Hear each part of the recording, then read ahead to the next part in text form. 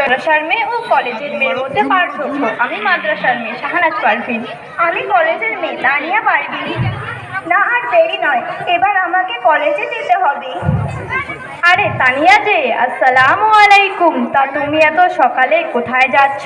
হাতে ব্যাগ, চোখে চশমা। ওয়ালাইকুম সালাম। আর বলো না শাহানাজ, আমি সুকান্ত কলেজে যাব। তা তানিয়া, আজ তো রবিবার, আজ তুমি কলেজে গিয়ে কি করবে? আরে শাহানাজ, আজ কলেজ হবে না তো কি হয়েছে? সেখানে আমার বন্ধু বান্ধবীরা আসবে, অনেক মজা হবে। তুমি কি যাবে আমার সাথে সেখানে? নাউজুবিল্লাহ নাউজুবিল্লাহ, তুমি মুসলিম ঘরের মেয়ে হয়ে কী সব বলছো? তুমি জানো না একটা মেয়ে যদি একটা বেগানা পুরুষের সাথে মেলামেশা করে তাহলে কত বড় গুনাহ হয়? তাছাড়াও রাসূল এবং আল্লাহ তাআলা নারাজ হন। তোমাদের একটাই রোগ, তোমরা বলো নাকি বন্ধুদের সঙ্গে ওঠা বসা করলে গুনাহের কাজ হয়। কেন, এটা কি কোরআন হাদিসে লেখা আছে যে বন্ধুদের সঙ্গে ওঠা বসা করা যাবে না? আরে তোমাদেরও একটাই রোগ, তোমাদেরকে কোনো শরীয়তের কথা বললে তোমরা বলো কি না এটা কি কোরআন হাদিসে লেখা আছে। তাহলে শোনো কোরআন কি বলছে। সূরা নূন 18 পারা 30 নম্বর আয়াত। আল্লাহ তার পাক জামানের সমস্ত মুমিনকে বলেছে তারা যেন তাদের নজর সংযত রাখে এবং তাদের যৌবনতা সংরক্ষণ রাখে। অতএব তানিয়া, আমরা যখন রবিবার কলেজে যাই বন্ধুদের সঙ্গে মজা করতে, তখন কিন্তু আমাদের পোশাক এলোমেলো হয়ে যায়, তখন তারা আমাদের দিকে কুনজর দেয়। এছাড়াও রাসূল এবং আল্লাহ তাআলা নারাজ হন।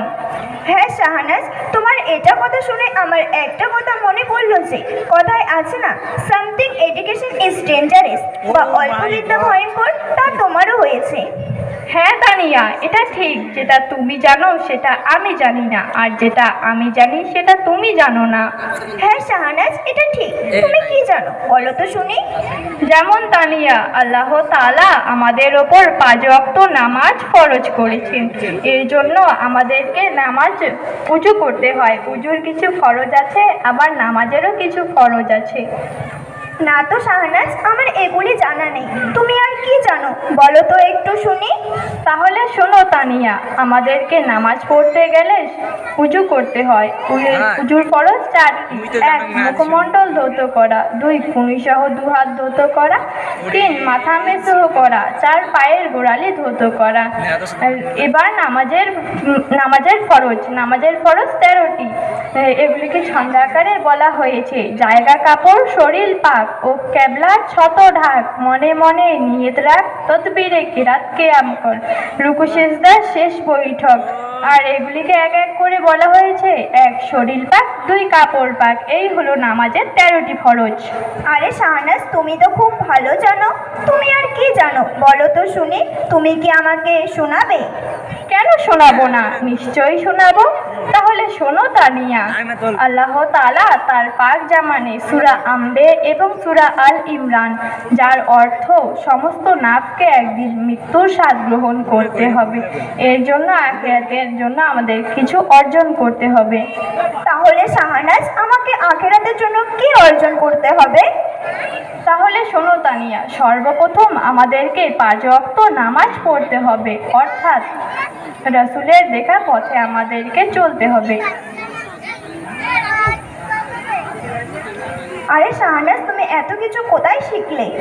কেন, আমাদের গাদং আদর্শ পাড়ার নুরানি মক্তব মাদ্রাসাতে শিখেছি। সেখানে আমাদের হুজুর আবুল হুসাইন আমাদেরকে যত্ন সহকারে শেখান। আমিও তোমার মতো শিখতে চাই, আমাকে কি সেখানে শেখাবে? কেন শেখাবে না, তুমি সময় দিলেই শেখাবে। আরে শাহানাজ, আমি তো কলেজে যাই, তাহলে আমি কখন শিখবো? তুমি সপ্তাহে 6 দিন কলেজে যাও, তোমার পোশাক পরিষ্কার রেখে। কেননা আমার নবী তার সোনার জামানে বলেছেন, তোমাদের মধ্যে ওই ব্যক্তি যার আখলাক চরিত্র ভালো। অর্থাৎ তানিয়া, তুমি গাদং আদর্শপাড়ার নুরানি মক্তব মাদ্রাসাতে এসো, তুমিও শিখবে ইনশাআল্লাহ। আরে শাহানাজ, তুমি তো ভালো চুক্তি দিলে। তাহলে আজ তো রবিবার, আজ আর কলেজে গিয়ে লাভ নেই, বরঞ্চ তোমার সাথে মাদ্রাসায় যাই। চলো তানিয়া, তাহলে এতক্ষণে আমাদের মক্তবের হুজুর সাহেব পড়াতে বসে গিয়েছেন। তাহলে যাওয়া যাক। আমরা আমাদের মোকালামাটি এখানেই শেষ করলাম। আসসালামু আলাইকুম ওয়া রাহমাতুল্লাহি ওয়া বারাকাতুহু।